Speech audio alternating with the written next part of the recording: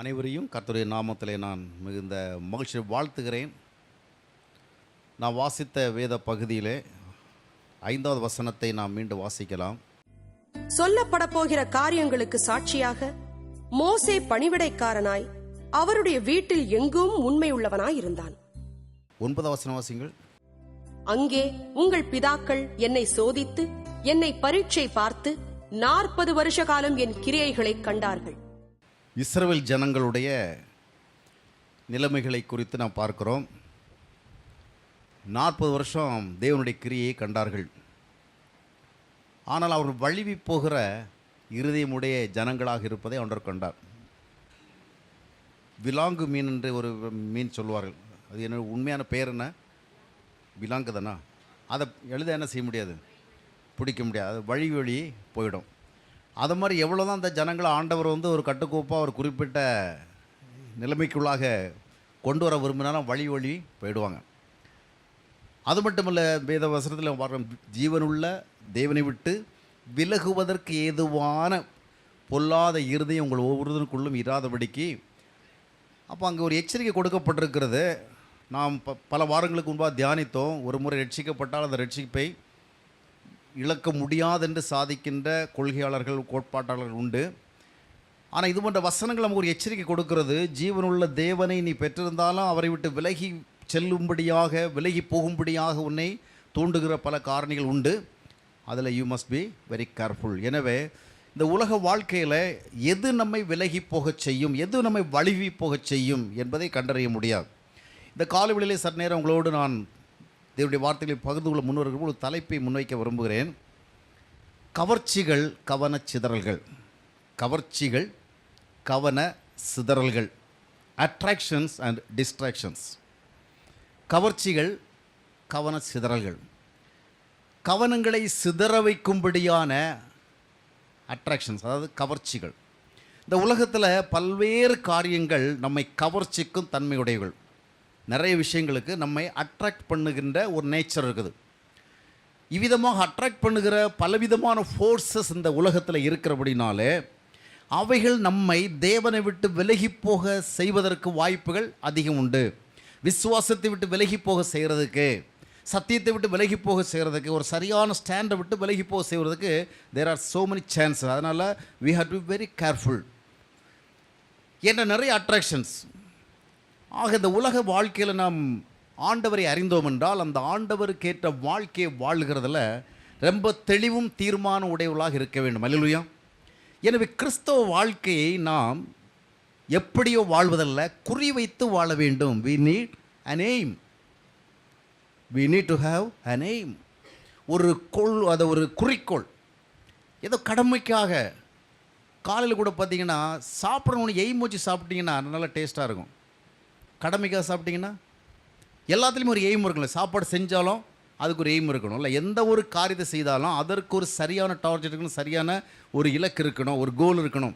அந்த கோலை ரீச் பண்ணுறதுக்கு ஏற்ற விதமாக நம்முடைய செயல்பாடுகள் இருக்க வேண்டும். எனவே இன்றைக்கு நம்முடைய ஸ்பிரிச்சுவல் லைஃபுக்கு ஒரு கோல் இருக்குதா? Do we have a goal for our spiritual life? நம்முடைய ஆவிக்குரிய வாழ்க்கைக்கு ஒரு கோல் இருக்கிறதா? இன்றைக்கி நம்ம எத்தனை பேர் குறிவைத்து கிறிஸ்தவ வாழ்க்கையை வாழணும்? குறிவைத்து கிறிஸ்தவ வாழ்க்கைன்னா something we want to reach இல்லை. ஏதோ ஒன்று நம்ம ரீச் பண்ண விரும்புகிறோம் இல்லையா? ஏதோ ஒரு டெஸ்டினேஷன் இருக்குது, அந்த டெஸ்டினேஷன் நம்ம போய் சேர விரும்புகிறோம். அந்த குறிவைத்தில் ஏதோ ஒரு பஸ்ஸில் உட்காந்தேன், அது போயிட்டே இருக்குது, அவன் இறங்கி போக சொல்கிற இடத்துல இறங்கி போகலாம் அப்படின்னு சொன்னால் இல்லை. நாம் ஒரு குறிவைத்து ஒரு இடத்துக்கு போகிறோம். அப்போ அந்த இடத்துக்கு போகிறதுக்காக நாம் அதற்கேற்ற விதமாக செயல்படுகிறோம். இன்றைக்கி நம்முடைய வாழ்க்கையில், கிறிஸ்தவ வாழ்க்கையில் குறி இருக்கிறதா? அதாவது குறிவைத்து செயல்படணும்னா, வேட்டையாடுறவனை பார்த்துருக்கீங்களா எப்படி குறி வைக்கிறாங்க இல்லையா? ஷூட் பண்ணுறவனை பார்த்தீங்கன்னா எப்படி குறி வைக்கிறான்? அவனுடைய நோக்கம் என்ன செய்ய? ஒரு குறிப்பிட்டதுமாக இருக்கிறது. அப்போ குறிவைத்து வாழ வேண்டும். இன்றைக்கு பெரும்பாலான கிறிஸ்தவருடைய வாழ்க்கை சடங்காச்சார ரீதியான வாழ்க்கை. ரிச்சுவல் பேஸ்ட் ஸ்பிரிச்சுவல், ரிச்சுவலிஸ்டிக்னு சொல்லும் பொழுது ஒரு சடங்குத்தனமான வாழ்க்கை. சடங்குத்தனமாக நிறைய பேர் பார்த்தீங்கன்னா குடும்ப வாழ்க்கையே ஒரு சடங்கு தாங்க நிறைய பேருடைய வாழ்க்கையில். உண்மையாக பொய்யா? நாங்கள் அதை பற்றி யோசிக்கல உங்கள் அளவுக்கு நினைக்கலாம். நிறைய பேர் நம்ம கிறிஸ்தவ குடும்ப வாழ்க்கையே சடங்காக தான் வாழ்ந்துருக்குறோம். அவங்க மனைவி, நான் கணவன், அவங்க மனைவி, இவங்க பிள்ளைகள், ஏதோ வாழ்கிறோம், வண்டி ஓடிட்டே இருக்குது, சடங்கு. நம்ம குறிவைத்து வாழ்கிறோமா? இந்த குடும்ப வாழ்க்கைனா நமக்கு இப்படி இருக்க வேண்டும், இந்த குடும்ப வாழ்வில் இந்த விதமான சந்தோஷங்கள் இருக்க வேண்டும், இந்த குடும்ப வாழ்க்கையில் இவ்விதமான கொள்கைகள் இருக்க வேண்டும், இந்த குடும்ப வாழ்க்கையினுடைய முடிவு விதமாக இருக்க வேண்டும். நமக்கு இலக்கு இருக்கிறதா? இல்லை. சடங்குத்தனமாக வாழ்ந்து கொண்டிருக்கிறோம். கிறிஸ்தவ வாழ்க்கையும் இன்றைய அநேகருக்கு சடங்காச்சாரமான வாழ்க்கை. சடங்காச்சாரமான வாழ்க்கைன்னு சொன்னோடனே நிறைய பேர் கற்பனை பண்ணுறதுலாம் சிஎஸ்ஐ திருச்சபைகளெல்லாம் சடங்காச்சாரமான திருச்சபைகள், பிரஸ்பிடியன்ஸ், ஆங்கிலிக்கன்ஸ், பாப்டிஸ்ட்ஸ், மெதடிஸ்ட்ஸ், லுத்தரன்ஸ், இந்த மாதிரிப்பட்ட செக்ஷனில் இருக்கிறவங்க எல்லாம் சடங்காச்சாரம். ஏன்னா அவங்க வராங்க, ஏதோ ஒரு 2 பாட்டு பாடுறாங்க, ஏதோ ஒரு ஜெபம் பண்ணுறாங்க, ஒரு பாவரிக்கை செய்கிறாங்க, ஒரு விசுவாசப்படணும்னு சொல்கிறாங்க, அப்படியே கடமை முடிஞ்சு போயிட்டே இருக்கிறாங்க. இவர்களைத்தான் சடங்காச்சார கிறிஸ்துவன்னு நம்ம நினைக்கிறோம். அப்படியெல்லாம் நம்ம சொல்ல முடியாது. இன்றைக்கு எல்லா செக்ஷன்லையும் சடங்காச்சாரம் இருக்குது. பெந்தைகோஸ்துக்காரர்கள் என்ன நினைக்கிறாங்கன்னா, மற்ற திருச்சபைகள்லாம் செத்த திருச்சபைகள், மற்ற திருச்சபைகள்லாம் பேர் திருச்சபைகள், நாம் எப்படி இருக்கிறோம்? We are very live, we are so powerful, well generated அப்படின்னு நினைக்கிறோம். ஆனால் பெந்தகோஸ்து திருச்சபைகளும் இன்றைக்கு சடங்காச்சார திருச்சபைகளாக தான் இருக்குது. சடங்குன்னா சடங்குல வித்தியாசம் இருக்குது. சிஎஸ்ஐக்காரர்கள், ஆங்கிலிக்கன்ஸு, பிரஸ்பிட்டீரியன்ஸு, மெதடிஸ்ட்ஸு, லுத்தரன்ஸ் இவங்கெல்லாம் என்ன பண்ணணும்? அமைதியாக பாடுவாங்க, அப்படியே வந்து உட்காருவாங்க, அப்படியே பாடுவாங்க, அப்படியே எழும்பி நிற்பாங்க, அப்படியே பாவாரிக்கை செய்வாங்க, பாவத்தை பற்றி கவலையே படாதபடிக்கு என்ன செய்வாங்க? பாவாரிக்கைலாம் செய்வாங்க. அப்படியே முடிஞ்ச பிறகு ஆசீர்வாத ஜெபத்தோடு போயிட்டே இருப்பாங்க. இது ஒரு விதமான சடங்காச்சாரம். ஏதோ நம்ம ஒரு ஸ்பிரிச்சுவல் லைஃப்பில் இருக்கிறோங்கிறதுக்காக சர்ச்சஸ் வருகிறதும், பார்ட்டிசிபேட் பண்ணுறதும், பாடுறதும், ஜெபிக்கிறோம், அப்படியே போயிட்டு இருப்பாங்க. பெந்தைகோஸ்து திருச்சபை அதுக்கு ஒரு சடங்காச்சாரம். என்னென்னு சொன்னால், கைகளை அசைக்க வேண்டும், உடலை அசைக்க வேண்டும், உற்சாகமாக சத்தமிட வேண்டும், ஆரவாரம் எழுப்ப வேண்டும், அதிக ஓசை எழுப்ப வேண்டும், அந்நிய பாஷையில் பேச வேண்டும், இப்படி நிறைய காரியங்கள் இருந்தாலும் அது பெந்தைகோஸ்து திருச்சபைகளுக்கான பேட்டர்ன். புரிகிறதா? அதுவும் சடங்கு தான்.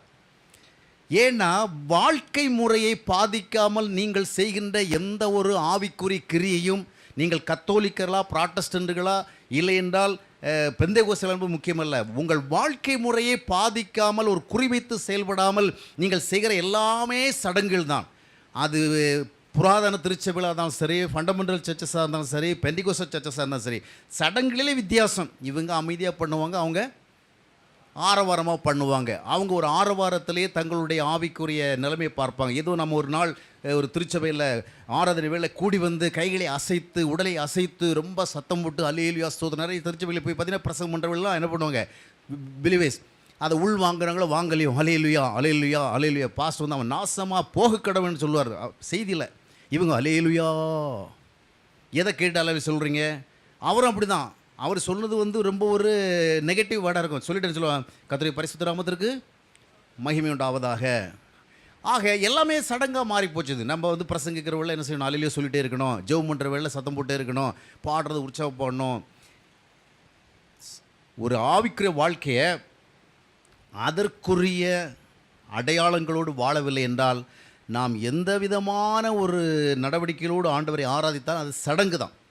எனவே குறிவைத்து வாழுகிற ஒரு கிறிஸ்தவ வாழ்க்கை சடங்காச்சாரமாக இந்த சடங்காச்சாரமாக வாழ்கிறவங்களுக்குள்ள ஒரு பிரச்சனைன்னு சொன்னால், இப்போ பார்த்தீங்கன்னா ஒருத்தர் வந்து அழுக்கான சட்டை ஒன்றும் வேண்டாம், அழுக்கான சட்டைக்காரை விட்டுவோம். நீங்கள் சமையல் கட்டில் பொம்பளைங்கள்லாம் வேலை செய்கிறீங்க, நீங்கள் எல்லாம் செய்கிறீங்க, கொஞ்சம் பேர் ஒயிட் கலர் வேலை பார்க்குறீங்க, கொஞ்சம் பேர் சாதாரண வேலை பார்க்குறீங்க. இந்த வேலை செய்கிற இடங்களில் நம்முடைய ஷர்ட்ஸ் எல்லாம் எப்படி இருக்கும்? ட்ரெஸ் எல்லாம் எப்படி இருக்கும்? அழுக்காக தான் இருக்கும். வெளியே போகிறவளை எப்படி தான் நம்ம சிலிப்பிக்கிட்டு போனால் கூட, வீட்டுக்குள்ளே இருக்கிறவளை என்ன பண்ணுறோம்? நம்ம வந்து சாதாரணமான உடைகள் அணிந்துட்டு அதில் மிளகாத்தூள் போடுறது, மல்லித்தூள் போடுறது, தக்காளி சாறு போடுது, வெங்காய சாறு போடுது, அப்புறம் எண்ணெயில் போடுறவள்ள அந்த கடுகெல்லாம் அந்த வெடிக்குது, அதெல்லாம் நம்ம அந்த எண்ணெய் தூள் விழுது. இப்படி என்ன செய்யும்? பல விதங்களில் நம்முடைய சட்டையை அழுக்கவும் போது நீங்கள் எப்போவும் ஃபீல் பண்ணியிருக்கிறீங்களா? பண்ணியிருக்கீங்களா? ஒன்றும் பண்ண மாட்டீங்க. ஏன்னா அந்த சூழலில் எவ்வளோ அழுக்கு ஊட்டினாலும் நீங்கள் கவலைப்பட மாட்டீங்க. அதுபோல் கடுமையான உடல் உழைப்பை செய்து கொண்டிருக்கிறவர்கள், ஒரு கொத்தனார் வேலை செய்கிறவங்க, இல்லைன்னு சொன்னால் ஒரு பெயிண்டிங் வேலை செய்கிறவங்க, இது ஒரு மூட்டை தூக்குறவங்க, இவங்கெல்லாம் அழுக்கு துணிகளை அணிந்து கொண்டு அந்த வேலைகளை செய்யும்போது நிறைய அழுக்கு ஓட்டும் பொழுது என்ன செய்ய மாட்டாங்க? கண்டுக்க மாட்டாங்க. அந்த சென்சிட்டிவ்ஸ் அவங்களுக்கு இருக்காது. அவங்க என்ன செய்வாங்க? தே வில் ஃபீல் நார்மல், சாதாரணமாக ஃபீல் பண்ணிகிட்டு இருப்பாங்க. எவ்வளோ அழுக்கு வந்தாலும் என்ன செய்வாங்க? ஆமாம், இந்த பரோட்டா கடையில் பரோட்டா செஞ்சுட்டு பார்த்தீங்கன்னா நல்ல வேர்வை, நெட்டி வேர்வையே என்ன செய்வான்? பரோட்டாவில் சிந்துபடியாக அவன் பரோட்டா போடுவான். அப்போ பார்த்தீங்கன்னா அவனுக்கு சளி பிடிச்சிருந்தாலும் என்ன செய்வான்? அப்படியே என்ன அப்படி பண்ணிவிட்டு இது பண்ணுவான். அதெல்லாம் நார்மல். அதனால தான் பரோட்டா ரொம்ப டேஸ்ட்டாக இருக்குன்னு சொல்லி சாப்பிட்றாங்க. ஆக இதெல்லாம் பண்ணிகிட்டு இருக்கிற வேலையில் இந்த ஒரு கிளனினஸை குறித்த ஒரு சென்சிட்டிவ்னஸ் வராது. அப்படி தான் அழுக்க ஓட்டிகிட்டே இருக்கும். ஆனால் நம்ம வந்து குளித்து விட்டு நல்ல ட்ரெஸ் போட்டு ஒரு ஃபங்க்ஷனுக்கு போகிற வேலை குறைஞ்சபட்சம் ஃபங்க்ஷனில் போய் நம்ம அந்த கிஃப்ட்டை கொடுத்துட்டு வெளியே வரது வரைக்குமோ அது நம்ம ட்ரெஸ் எல்லாம் ஒரு குறிப்பிட்ட ஆர்டரில் இருக்கணும், நம்முடைய ஹேர் ஸ்டைல் ஒரு குறிப்பிட்ட ஆர்டரில் இருக்கும், நம்ம கொடுத்த டச்சிங் எல்லாம் என்ன செய்யணும், அங்கங்கே கரையாதபடிக்கு இங்கே கொஞ்சம் கொஞ்சம் அல்ல இடாதபடி என்ன செய்யணும். அப்போ அதனால் நிறைய பேர் என்ன செய்வாங்க, ஒரு டஸ்டர் கையிலே வச்சுக்குப்பாங்க. அப்போ என்ன பண்ணுவாங்க, எப்படி தட்டிக்குவாங்க, அப்புறம் ஒரு ரகசியமாக கண்ணாடி என்ன செஞ்சுவாங்க, காசு தேடுறது மாதிரி காசு தேடுறது என்ன செய்வாங்க, ஹேண்ட்பேக்கில் இருக்கிற கண்ணாடியில் மூஞ்சை பார்த்துக்குவாங்க. இப்படி நிறைய காரியங்கள் இருக்கிறது. இப்போ ஏன்னா குறி வச்சு நீங்கள் போயிட்டுருக்கிறீங்க இல்லையா, யூ ஹேவ் எ கோல். அந்த இடத்துக்கு போகிறவங்கள ரொம்ப ப்ராப்பர். அப்போ ஒரு அழுக்கு ஓட்டினாலும் என்ன செய்யுங்க. நான் சில நேரத்தில் முன்னாடியெல்லாம் காரில் உட்காந்து போனால் பின்னால் சாய மாட்டேன். ஏன்னா சௌகரியத்துக்கு விருப்பமல் இல்லை. ஏன்னா நான் மீட்டிங்கில் போய் பேச நிற்கணும், என் பின்னால் 4 ஆயர் உட்காந்துருப்பாங்க. அப்போ உட்காந்துருக்கிறவள்ள இந்த சட்டையெல்லாம் ரொம்ப கசங்கி அழுகி போகிறேன் என்ன பண்ணுவாங்க, அவங்க பின்னாலேருந்து கற்பனை பண்ணிட்டே இருப்பாங்க, என்னடா ஒரு பிரசங்கர் இப்படி ஒரு சட்டையை போட்டு வந்திருக்கிறாரு. அதனால் என்ன பண்ணுறேன்னு சொன்னால் காரில் போகிற வழியே என்ன செய்கிறதில்ல, அதுக்கு இனிமேல் என்ன வாட்ச் பண்ண போகிறீங்க. எதற்கு சொல்லுகிறேன்னு சொன்னால், நம்ம குறிவைத்து செயல்படுகின்ற பொழுது ரொம்ப கேர்ஃபுல்லாக இருக்கிறோம் இல்லையா. ஆனால் அந்த குறி இல்லைன்னு சொன்னால் என்ன ஓட்டினாலும் நமக்கு கவலைப்படுறதில்ல. அதுபோல் நம்முடைய வாழ்க்கையில் நாம் வழுவி போவதற்கு ஏதுவான அட்ராக்ஷன்ஸ் வருகிற பொழுது நாம் பாதிக்கப்படுகிற ஒரு உணர்வை பெறுகிறோமா. நாம் குறிவைத்து செயல்பட்டோம் என்றால் நிறைய காரியங்கள் நம்மை கவர்ச்சிக்க வருவதையும் அதனால் நம்ம இழுக்கப்பட தூண்டப்படுவதையும் உணர்வோம். அந்த நேரத்தில் நம்ம கேர்ஃபுல்லாக இருப்போம். இல்லை என்றால் நம்ம என்ன பண்ணுவோம், கவர்ச்சியில் வருகிற பொழுது நம்ம சாய்ந்து போவோம், இசைந்து போவோம், வழுவி போவோம். அதெல்லாம் நம்ம மனசுக்கு என்ன செய்யாது, ஒரு வருத்தத்தை ஏற்படுத்தாது. எனவே இந்த காலவெளியிலே ஒரு 5 விதமான அட்ராக்ஷன்ஸை நான் உங்களுக்கு சொல்ல போகிறேன். நிறைய இருக்கிறது, ஆனால் அட்லீஸ்ட் ஒரு 5. முதல் அட்ராக்ஷன் என்னன்னு சொன்னால், லோத்துவும் ஆபிரகாமும் பார்த்தீங்கன்னு சொன்னால் ஒன்றா தான் வந்துட்டு இருந்தாங்க. ஒன்றா வந்துட்டு இருக்கிறவள்ள ஒரு குறிப்பிட்ட ஏரியாவுக்கு வந்த பிறகு லோத்துவால் தொடர்ந்து ஆபிரகாமோடு சேர்ந்து போக முடியலை. காரணம் என்னென்னா, 2 பேருக்கு இடையில் இந்த டிஃப்ரென்ஸ்னு சொன்னால், ஆபிரகாம் குறி வைத்து போய் கொண்டிருந்தான். லோத்து என்ன செய்யலை, அந்த குறி இல்லை. ஆபிரகாம் போன அதே பாதையில் தான் அவர் வந்துட்டு இருந்தார், ஆபிரகாமோட ஃபெலோஷிப்பில் இருந்தார். ஆனால் ஆபிரகாமுக்கு ஒரு குறிப்பிட்ட இலக்கு, ஒரு குறி இருந்தது. என்னவென்று சொன்னால், தேவன் எதற்காக என்னை இந்த தேசத்திற்கு அழைத்திருக்கிறாரோ அந்த அழைப்பு நிறைவேற வேண்டும் என்பதை அவன் தன்னுடைய இருதயத்தில் ஒரு இலக்காக வைத்து கொண்டு அவன் போய்கொண்டிருக்கிறான். எனவே அவன் என்ன செய்கிறான், சரியாக போய்ட்டுருக்கான். ஆனால் லோத்து அந்த யோர்தான் நதிக்கரையோரம் உள்ள செழிப்பான பகுதிகளை கண்டவுடனே அவற்றால் கவர்ச்சிக்கப்படுகிறான். ஏன் தெரியுமா, குறி இல்லை, இலக்கு இல்லை. ஹி வாஸ் ஸோ ரைச்சஸ், நல்ல மனுஷன்தான், கெட்ட மனுஷன்லாம் கிடையாது.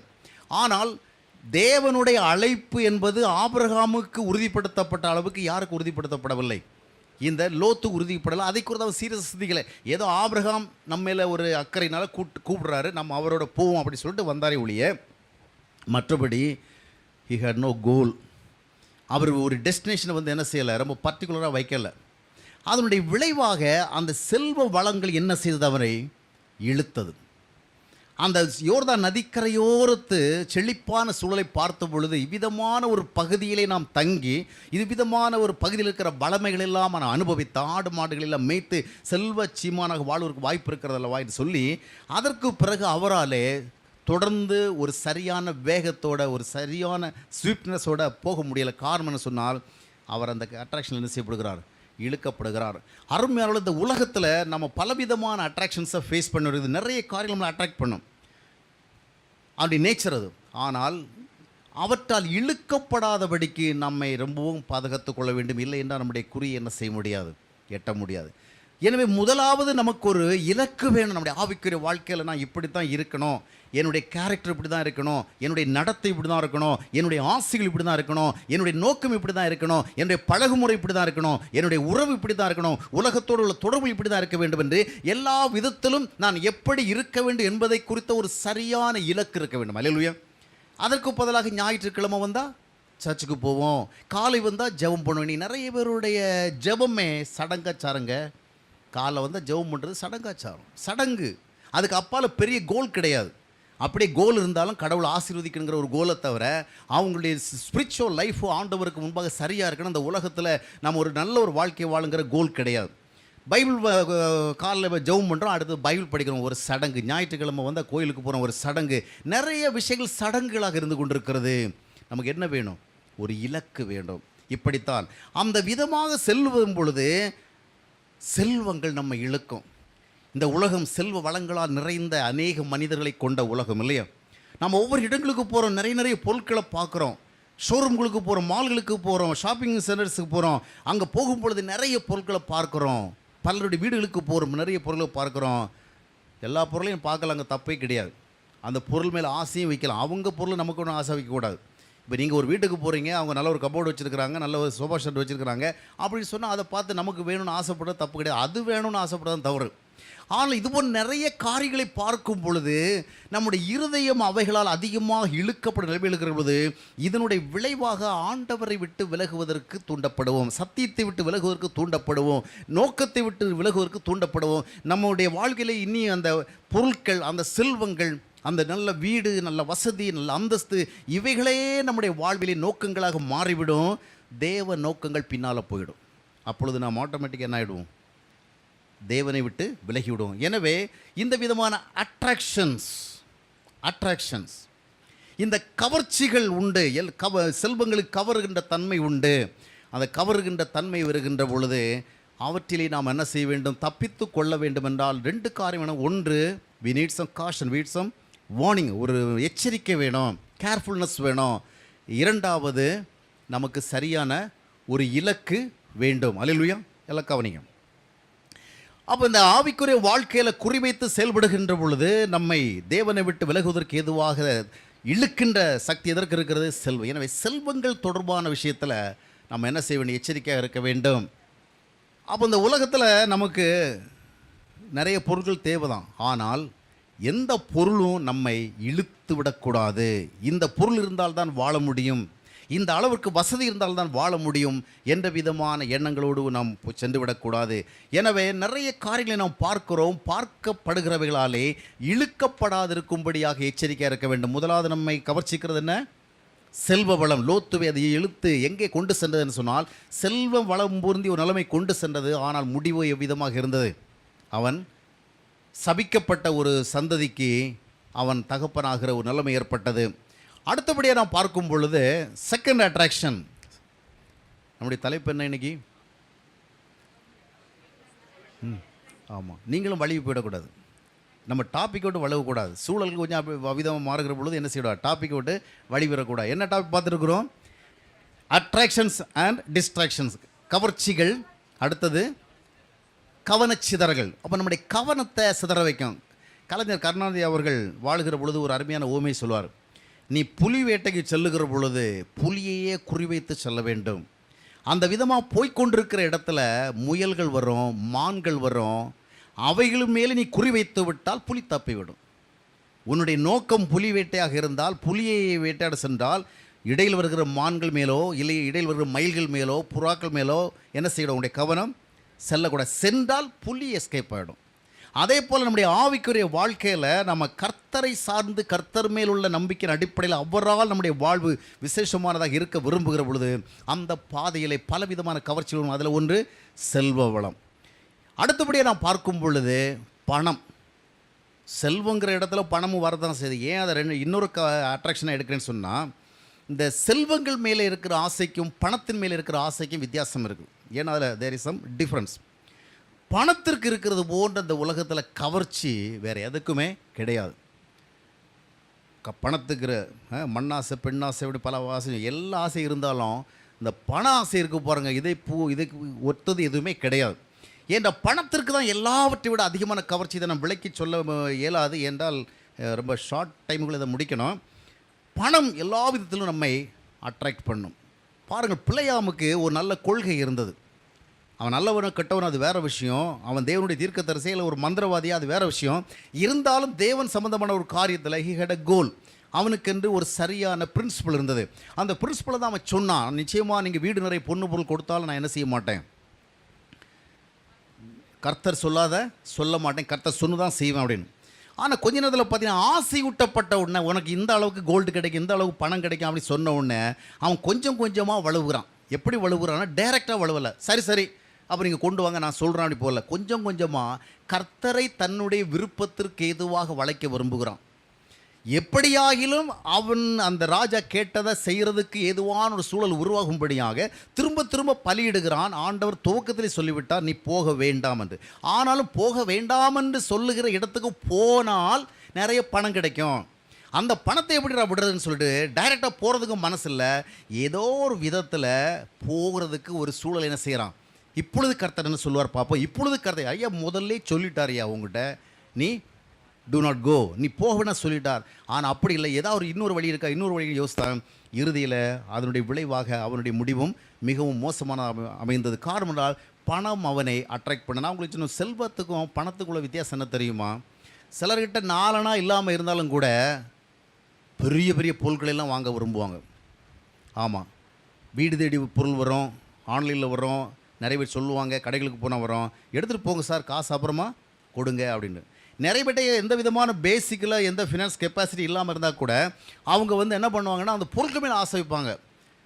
எந்த பொருள் வாங்குறது வசதி இருக்காது, ஆனாலும் அதை வாங்குற விரும்பும். ஏன்னா பணம் இல்லாமலும் பொருளாசை இருக்கும். அடுத்த கோஷ்டியை பார்த்தீங்கன்னு சொன்னால் இவங்ககிட்ட வந்து சில பணக்காரங்க வீட்டுக்கு போய் பார்த்தீங்கன்னா நாம் போனால் உட்காரதுக்கு ஒரு சேர் கூட இருக்காது. நாம் போனால் நமக்கு ஒரு டம்ளர் ஒரு லெமன் ஜூஸோ ஒரு மோரை தரதுக்கு இருக்காது. அவ்வளவு வறுமையாக இருப்பாங்க. ஆனால் மணி எவ்வளோ இருக்கும், பல கோடி வச்சுருப்பாங்க, பல வீடு வச்சுருப்பாங்க. கட்டி கட்டி கட்டி வாடகை விடுவான், இவன் குடிசையில் தான் இருப்பான்.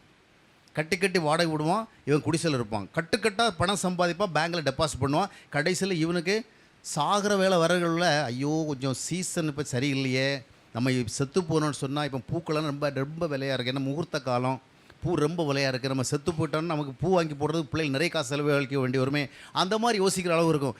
அதனால் பண ஆசைங்கிறவர்களை பார்க்கும் பொழுது எவ்வளவு பணம் இருந்தாலும் அந்த பணத்தை அவங்க என்ன பண்ண மாட்டாங்க, செலவு பண்ண மாட்டாங்க. இது அந்த பணத்தின் பணத்தை சேர்க்கணும் சேர்க்கணும் சேர்க்கணும் சேர்க்கணும். ஒரு கோஷ்டி பாருங்கள், ஒரு காசும் இல்லைன்னு சொன்னாலும் ஊறுபட்ட பொருளை வாங்கி வீட்டுக்குள்ளே கொண்டு வரணுங்கிற ஆசை. இன்னொரு பார்ட்டி எவ்வளவு தேவை இருந்தாலும் காசை செலவு பண்ணாதபடி செய்து. ஆக இந்த பண ஆசை எல்லா தீமைக்கும் வேறாக இருக்கிறது என்று அப்போஸ்தலன் பவுல் சொல்லுவாங்க. எனவே தீமோத்தேயுக்கு ஆலோசனை சொல்லுகிறவள்ள 1 தீமோத்தேயு 6ஆம் அத்தியாயத்தினுடைய 10-11 வசனங்களை வாசித்து பார்க்கும்பொழுது நம்ம என்ன பார்க்குறோம்னு சொன்னால், பண ஆசை எல்லா தீமைக்கும் வேறாக இருக்கிறது. அதனால் என்ன பண்ணிடு, அதை விட்டு போய்விடும் என்று, அதை விட்டு ஓடு, run away from that, flea from that, அதை விட்டு ஓடு. ஏன்னா பண ஆசை உன்னை இழுக்கும், அது இழுத்துட்டே இருக்கும்.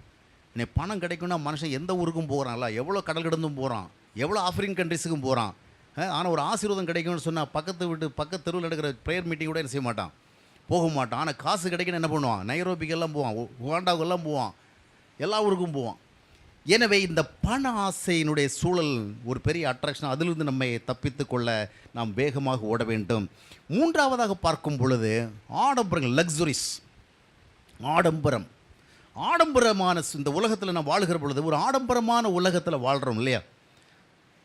பார்த்திங்கன்னா கர்நாடகாவில் ரெட்டி சகோதரர்கள் 600 கோடி ரூபா செலவு பண்ணி, அதாவது இந்த இந்தியாவுடைய பண மதிப்பு நீக்கப்பட்டு அடுத்த கரன்சி வந்த அந்த சூழலை பார்த்திங்கன்னா ரெட்டி சகோதரர்கள் மட்டும் 600 கோடி ரூபா செலவு பண்ணி திருமணம். அவ்வளவு ஆடம்பரம். நம்முடைய முகேஷ் அம்பானியுடைய மகள் நிஷா அம்பானிக்கு திருமணம் ஒரு 1000 கோடி ரூபாய் செலவில் நடந்தது. ஒரு பெரிய சிட்டியை உருவாக்குனாங்க, ரொம்ப அட்ராக்டிவ் சிட்டி என்ன செய்தாங்க, உருவாக்கி பெரிய பெரிய விஐபிஸ்லாம் அழைத்து நடத்தினாங்க.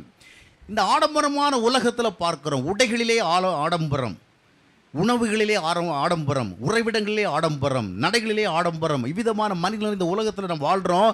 இதன் மத்தியில் நாம் போயிட்டு இருக்கிறவள்ள இந்த ஆடம்பரமான சூழ்நிலை நம்மை கொஞ்சம் அசைத்து பார்க்காமல் இருக்காது.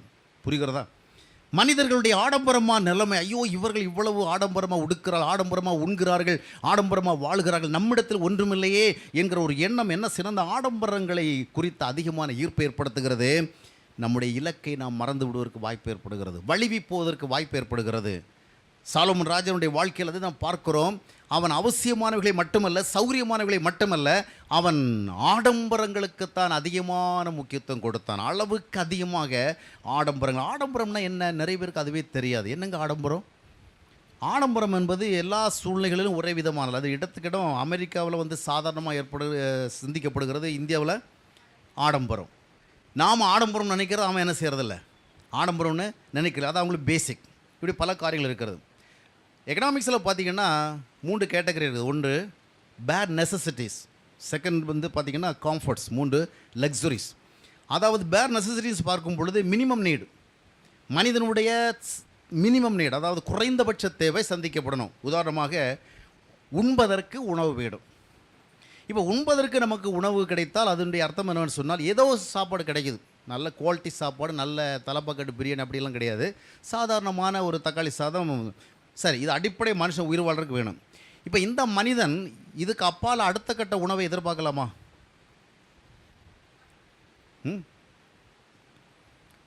ஏதோ கிடைச்சதே போதும், மோர் சாதம் கிடைச்சிருக்குதா, தயிர் சாதம் கிடைச்சிருக்குதா, தக்காளி சாதம் கிடைச்சா இதுக்காக கருத்து நன்றி செலுத்தி இதே காலம் முழுதும் நாமும் சாப்பிட்டு நம்முடைய பிள்ளைகள் சாப்பிட்டு அடுத்த ஜெனரேஷன் சாப்பிட்டு நம்ம திருப்தியாக இருக்கலாமா? இல்லை.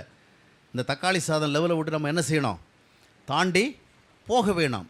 ஏனென்றால் இப்பொழுது நம்ம ஸ்டமக்கை ஃபில் பண்ணுறதுக்காக, ஏதோ ஒரு ஹெல்த்துக்காக, ஜீவனை அதாவது நம்ம வந்து சர்வை பண்ணுறதுக்காக என்ன செய்கிறோம்? Something we eat.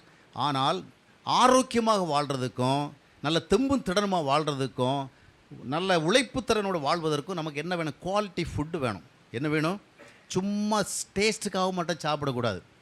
குவாலிட்டி என்ன செய்யணும்? சாப்பிடணும். குவாலிட்டியை சாப்பிட போனால் என்ன நடக்கும்? இட் வில் டேக் மோர் மணி, நிறைய பணம் செலவு. இது அவசியமான உணவுங்க. முதலாவது சாப்பிட அடிப்படை உணவு. அடிப்படை உணவு அவசியமான உணவு. இந்த அவசியமான உணவை நீங்கள் நாடுவது தவறல்ல. உங்களுடைய உடல் வலிமைக்காக நீங்கள் காசு அதிகமாக செலவழித்து நல்ல உணவை உண்பது தவறில் நிறைய பேர் அதை செய்கிறதில்ல. டேஸ்ட்டுக்கு முக்கியத்துவம் கொடுப்பாங்களே ஒழிய ஹெல்த்துக்கு என்ன செய்ய மாட்டாங்க? முக்கியத்துவம் கொடுக்க மாட்டாங்க. அதே நேரத்தில் அடுத்த கட்டம் என்னன்னு பார்த்தா லக்ஸுரிஸ், ஆடம்பரம். நல்ல 5 ஸ்டார் ரேஞ்சில் போய் தான் சாப்பிடுவேன். நல்ல பெரிய ரிச் பீப்புள் சாப்பிட்ற இடத்துல போய் தான் சாப்பிடுவேன். பெரிய பெரிய ரெஸ்டாரண்ட்டில் போய் தான் சாப்பிடுவேன். நல்ல கிரேட் ஹோட்டலில் தான் சாப்பிடுவேன். ஏதாவது வாய்ப்பு கிடைச்சா சாப்பிடுங்க. ஆனால் இதுதான் வாழ்க்கையை நினைக்கக்கூடாது. நமக்கு அடிப்படை சாப்பாடு அதாவது ஒரு லெவலுக்கு போதும். ஆனால் கொஞ்சம் அவசியமான சாப்பாடு வேணும், நல்ல சாப்பாடு வேணும். ஆனால் ஆடம்பரமான சாப்பாடு, இதுலேயே நிறைய பேர் ஓட்டாண்டி ஆகிடுறான். ஆடம்பரமான சாப்பாடு. எனவே இந்த ஆடம்பரமான ஒரு சூழல், ஆடம்பரமான சாப்பாடு, இது போன்ற சூழல்களில் நம்ம என்ன செய்யணும்? எச்சரிக்கணும். இந்த ஆடம்பரங்களை பார்க்க வேண்டும், புரிந்து கொள்ள வேண்டும். அதுபோல் ஆடம்பரம் நமக்கு வேணும். நிறைய பார்த்தீங்கன்னா நிறைய பேர் கல்யாணம் பண்ணி கொடுக்குற வேலையே ஓட்டாண்டி ஆகிடுவாங்க. ஏன்? எல்லா வீட்டிலும் நடக்கிறது போல் என் வீட்டில் என்ன செய்யணும்? இயல்பு தான், ஒரு ஆசை இருக்க தான் செய்யும். ஆனால் நம்ம லெவல் இருக்கு இல்லையா? என்னுடைய சின்ன வயதில் எங்கள் பெற்றோர் சொல்லுவாங்க, ஆடு ஏதோ ஒன்று பண்ணுங்கிறது, அதான் யானை ஒன்று பண்ணுற மாதிரி என்ன பண்ணக்கூடாது? ஆடு பண்ணக்கூடாதான். புரியுதா? உதாரணம் சொல்லுவாங்க. அதை மாதிரி அவரவர்களுடைய லெவல் இருக்கின்ற ஒன்று இருக்குது. அந்த லெவலுக்கு அடிப்படையில் என்ன செய்ய வேண்டும்? நாம் செய்ய வேண்டும். எனவே இந்த உலகத்தில் இருக்கிற இன்னொரு முக்கியமான அட்ராக்ஷன் என்னவென்று சொன்னால் ஆடம்பரங்கள். இந்த ஆடம்பரங்களுக்கு we must be very careful. அவசியமானவைகள், சற்று சௌரியமானவைகள். அது உணவாக இருந்தாலும் சரி, உடையாக இருந்தாலும் சரி, உறைவிடமாக இருந்தாலும் சரி, எந்த ஒன்றிலும் நம்முடைய வாழ்க்கை என்பது என்ன செய்ய வேண்டும்? ஒரு குறிப்பிட்ட இடத்துல வந்து திருப்தி அடையணும். செல்வப்பிரியன் செல்வத்தினால திருப்தி அடையலோ, பணப்பிரியன் பணத்தினால் திருப்தி அடையவில்லை. எனவே ஆடம்பரங்கின்ற காரியங்களிலே நாம் எச்சரிக்கையாக வைத்துக்கொள்ள தவறா குறியில்லாதவளாக இருந்தால் ஸ்பிரிச்சுவல் லைஃப்பை நம்ம விட்டு விடுவோம். அடுத்தபடியாக இன்னொன்றை பார்க்கும் பொழுது, இந்த உலகத்தில் பார்க்கும் பொழுது இன்றைக்கு அடுத்தபடியாக உடல் கவர்ச்சிகள். என்ன கவர்ச்சி? உடல் கவர்ச்சி. இந்த உலகமெங்கிலும் நம்ம இன்றைக்கு பார்க்கும் பொழுது உடலை அதிகமாக கவர்ச்சியாக்கி உலகத்திற்கு காண்பிக்கின்ற ஒரு கலாச்சாரத்தை இங்கே நம்ம பார்க்கிறோம். எங்கு சென்றாலும் இதை நம்ம தவிர்க்க முடியாது. வீட்டில் இருந்தாலும் தவிர்க்க முடியாது. நீங்கள் பார்க்க செல்லுகிற, போகிற, வருகிற எந்த ஒரு இடத்திலும் இந்த உடல் கவர்ச்சிகள். ஏனென்றால் இந்த உலகம் என்பது பல விதங்களிலே மற்றவர்களை கவருவதற்கு கங்கணம் கட்டி கொண்டு செயல்படுகிறது. அதில் ஒன்று, மனிதன் என்ன செய்கிறான்? உடலை கவர்ச்சியாக்கி அந்த கவர்ச்சியின் மூலமாக மற்றவர்களை இழுக்கின்ற ஒரு தன்மையை எதிர்பார்க்கிறான். தன்னால் மற்றவர்களை இழுக்க முடிகிறதா? தன்னுடைய தோற்றத்தினால் மற்றவர்களை திரும்பி பார்க்க வைக்க முடிகிறதா? மற்றவர்களுக்கு தன்னுடைய தோற்றத்தினால் ஏதோ ஒரு இம்ப்ரெஷன் ஏற்படுகிறதா என்ற விதமான ஒரு சிந்தனை சார்ந்த ஒரு ஜீதம் இருக்கிறது. எனவே அப்படிப்பட்ட ஒரு உலகத்தில் நம்ம இன்றைக்கு வாழ்கிறோம். ஆவிக்குரிய வாழ்க்கையை நம்ம எளிதாக வாழ்வதற்கு இயலாத ஒரு உலகத்தில் தான் வாழ்கிறோம். எனவே இந்த உடல் கவர்ச்சியினுடைய தாக்கம் இன்றைக்கு அதிகமாக இருக்கிறது. உடல் கவர்ச்சியினுடைய தாக்கம் இன்றைக்கு சினிமா துறையாக இருந்தாலும், ஃபேஷன் துறையாக இருந்தாலும் சரி, அதாவது சராசரியான உலக வாழ்க்கை முறை பார்க்கும் பொழுது நிறைய துணிக்கடை வந்து போச்சுது, நிறைய துணி ரகம் வந்து போச்சுது. ஆனால் மனுஷன் உடம்புல தான் துணியை காணும். ஏராளமான உடைக்கடைகள், ஏராளமான விதவிதமான ஆடைகள். ஆனால் ஆடைகள் பெருக பெருக மனிதனும் ஆடை குறைந்தவனாக மாறிக்கொண்டிருக்கிறான். அப்படிப்பட்ட ஒரு சூழலில் நாம் என்ன செய்யணும்? We have to very careful. ஏனென்றால் கவனச்சிதறல்கள் நிறைந்த ஒரு உலகத்தில் வாழ்கிறோம். தாவீது ஒரு பெரிய தெய்வ மனிதனாக இருந்தாலும் கூட அவன் விழுந்தது எதனால் என்று சொன்னால் ஒரு உடல் கவர்ச்சியினால் இல்லையா? அவன் எவ்வளவோ தேவனுக்கு நெருக்கமாக வாழ்ந்து கொண்டிருந்தும் கூட கண நேரத்திலே அவன் ஒரு பெரிய பள்ளத்தில் விழுந்தது போல் விழுந்தான். காரணம் என்றால் உடல் கவர்ச்சி. எனவே இந்த உலகத்தில் பலவிதமான சூழல்களில் நாம் செல்லுகிற பொழுது உடல் கவர்ச்சிகள், இந்த உடல் கவர்ச்சிகளுக்கு நாம் என்ன செய்ய வேண்டும், எச்சரிக்கை இருக்க வேண்டும். இதெல்லாம் எப்பொழுது நாம் தப்பித்து கொள்ள முடியும் என்றால், நான் ஃப்ரான்ஸுக்கு போயிருந்தவள எனக்கு தெரிந்த ஒரு நண்பர் சொன்னார், காலைல வீட்டில் இருந்துட்டு சாயங்காலம் வேலைக்கு போய்ட்டு திரும்பி வரது வரலும் ஒழுங்காக போயிட்டு ஒழுங்காக திரும்பி வரணும்னா ஒரு ஸ்பெஷல் அனாயிண்டிங் வேணும் அப்படின்னு சொன்னார். பல வருஷங்களுக்கு சொல்லி எனக்கு ஞாபகத்தில் இருக்குது. ஒரு ஸ்பெஷல் அனாயிண்டிங் வேணும். அப்போ ஆவிக்குரிய வாழ்க்கையில் நம்ம குறிவைத்து செயல்பட்டால் தான் இதை ஓவர் கம் பண்ண முடியும், இல்லையா? இல்லை யாரும் நம்ம எக்ஸப்ஷன் கிடையாது. நம்ம எல்லாம் பூனைகள் மாதிரி உட்காந்துருப்போம், பசுக்கள் மாதிரி இதுக்கு நமக்கு சம்மந்தம் இல்லைன்னு உட்காந்துருப்போம். யாரும் எக்ஸப்ஷன் கிடையாது. அப்படிப்பட்டதான ஒரு மோசமான உலகத்தில் தான் வாழ்கிறோம்.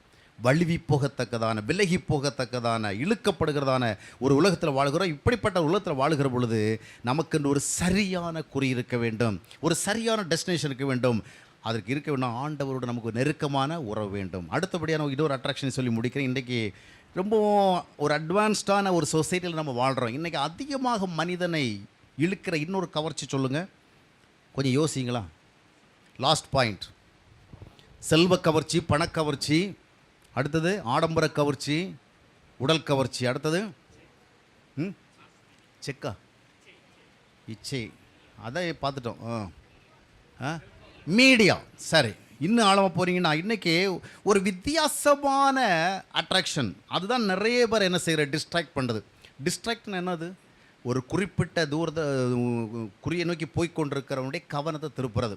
இப்போ பார்த்தீங்கன்னா ஒரு வாகனத்தை குறிப்பிட்ட வேகத்திலேயே நீங்கள் ஓட்டி போய்க்கொண்டே இருக்கிறவள்ள, அந்த பக்கம் ஒரு ஃப்ளெக்ஸ் போர்டு, இந்த பக்கம் ஒரு கட் அவுட், இந்த பக்கம் ஒரு சூழல், அந்த இதெல்லாம் பார்த்து போனீங்க என்ன நடக்கும்? ஆட்டோமேட்டிக்காக ஸ்லோவாகிடும்ல வண்டி. பார்த்துருக்கீங்களா? ஆட்டோமேட்டிக்காக வண்டி ஸ்லோவாகிடும். இது வரைக்கும் நீங்கள் 70 போயிட்டு இருந்தீங்க, இப்போ பார்வை அங்கே போகுது இங்கே போகுது, அங்கே போகிறவங்கள என்ன நடக்கிறது, நீங்கள் அதே வேகத்தில் ஓட்டிக்கிட்டு என்ன பண்ண முடியாது. இதெல்லாம் பார்க்கணும். இதை பார்க்கும் பொழுது ஆட்டோமேட்டிக்காக என்ன செய்கிறது, நீங்கள் ஸ்பீடில் ஸ்லோ டவுன் ஆகிடுறீங்க. இப்போ அடுத்த முக்கியமான ஒன்றுன்னு சொன்னால், இன்றைய சொசைட்டி அதிகமாக அழிந்து கொண்டிருக்கிறது இந்த கவர்ச்சியில் தான். நீங்கள் சொல்லிட்டீங்கன்னா பிரசந்து முடிச்சிடுவேன். யோசிங்களா, வந்துட்டார் மீடியா வரைக்கும் வந்துட்டார். செல்ஃபோன், செல்ஃபோனில் ஏன் நம்ம கவர்ச்சிக்கப்படுறோம் அது சொல்லுங்கள். இன்றைக்கு அதிகமாக மனிதனை இழுத்து வைத்து அவனை ஒரு சரியான பாதையில் போக விட அவன் கவனத்தை சிதற வைக்கிறது எதில் தெரியுமா? Information attraction. இன்றைக்கி ஐடி ஃபீல்ட் டெவலப்டான ஒரு சொசைட்டியில் வாழ்கிறோம் இல்லையா? இன்ஃபர்மேஷன் டெக்னாலஜி ரொம்ப ரைஸப் ஆயிடுச்சு. இப்போ என்ன நடக்குன்னு சொன்னால், மனிதன் எப்பொழுதுமே ஒரு புதிய தகவலை எதிர்பார்த்து கொண்டே இருக்கிறான்.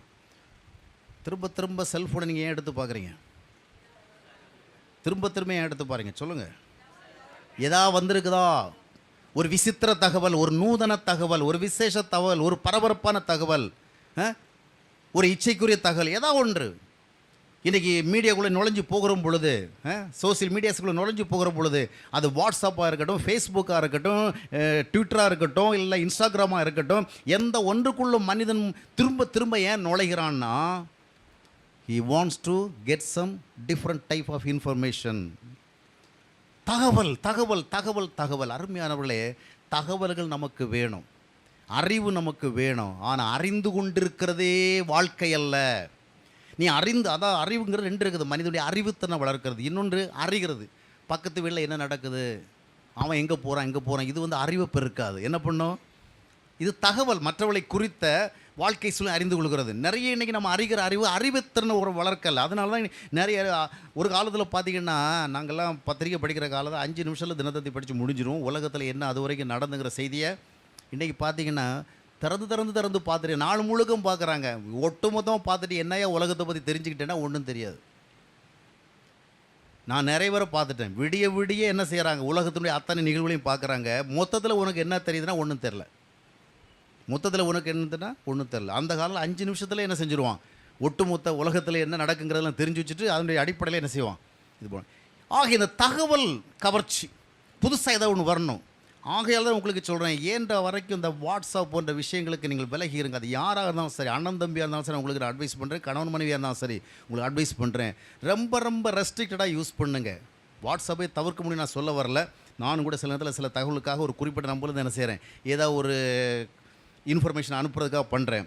ஆனால் அந்த வாட்ஸ்அப் குரூப்புகளுக்குள்ளே நீங்கள் இருக்கிறவங்கள you must be very careful. நீங்கள் இழுக்கப்பட்டு கொண்டே இருப்பீர்கள். நீங்கள் தலையை கொஞ்சம் இந்த பக்கம் திருப்ப முடியாது. இன்றைக்கி நிறைய பேர் பைபிள் பக்கத்துலேயும் ஃபோனை தான் வச்சுருக்கிறாங்க.